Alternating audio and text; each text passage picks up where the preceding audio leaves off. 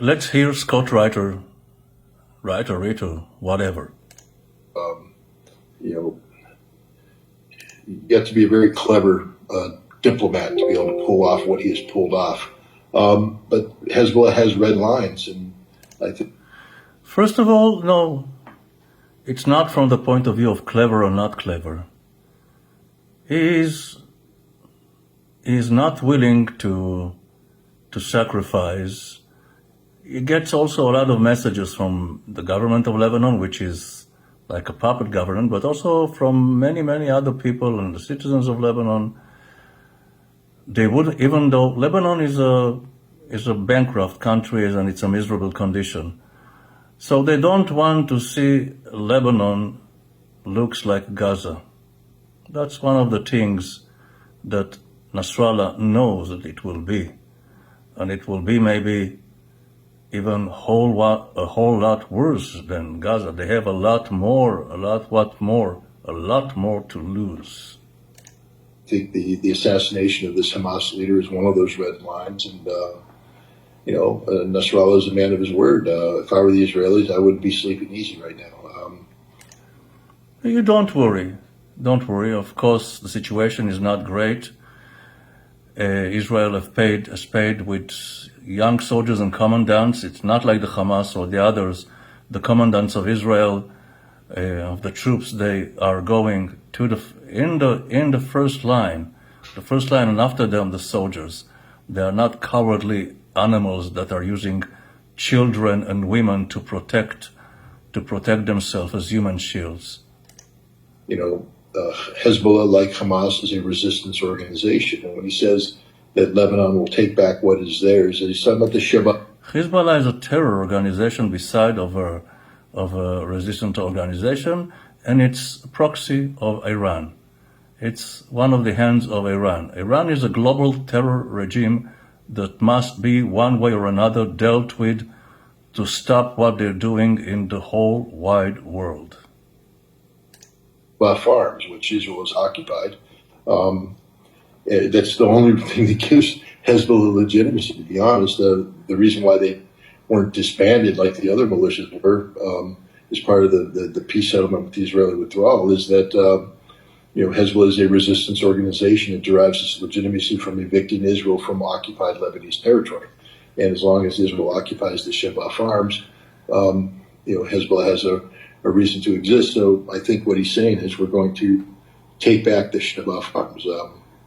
And that means that they will have to strategically defeat Israel, and I think Hezbollah is positioned to do that. So, No.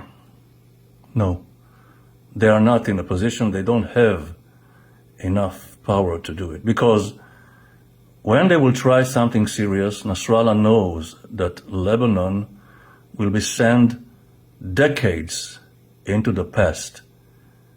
And already Lebanon, it's in a very, very bad and sad situation. And Nasrallah knows that if he will try something serious, Lebanon will look as Gaza is looking now.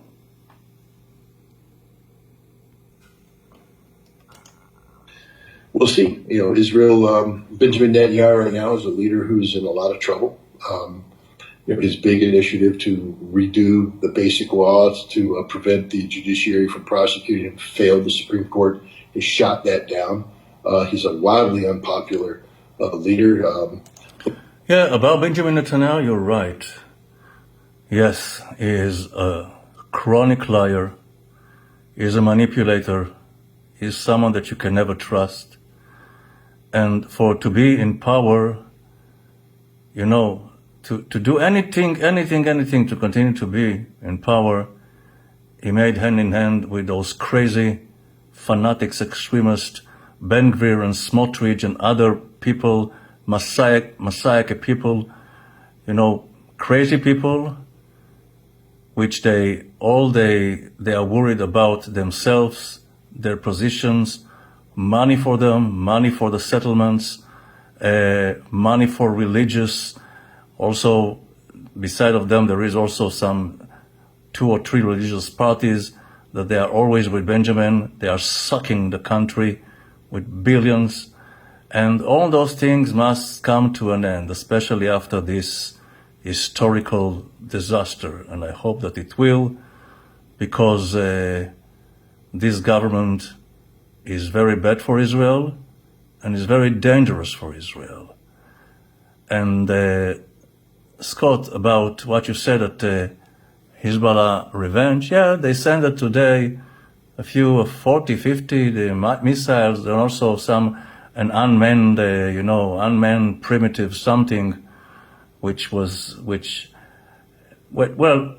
there was only maybe targeting an apartment there, or a little house there, or something like this, but not something, it's only superficial wounds.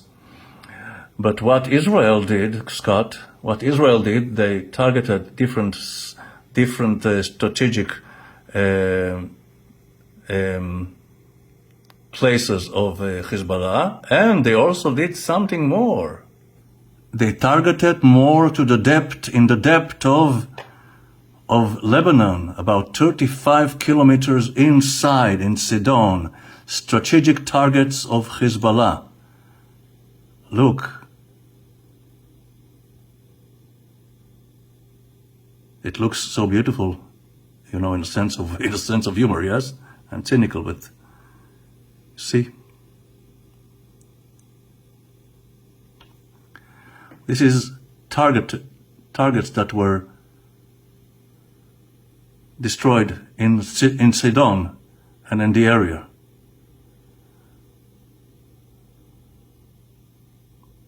Yeah, you see it, Scott? So,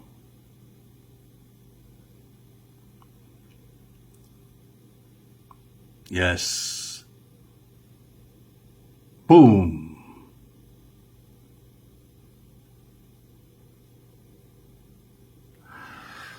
So, let me see.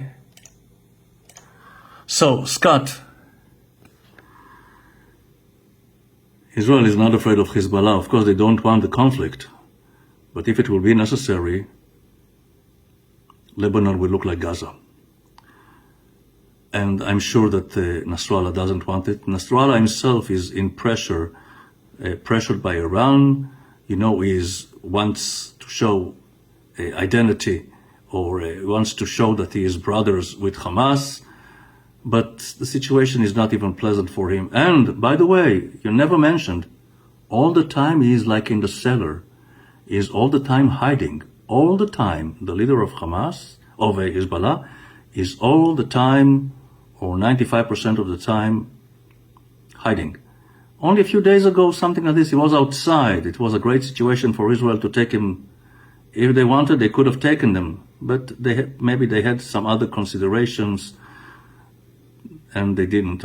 But they could have taken him. Most of the time, he is in hiding, and a deep hiding.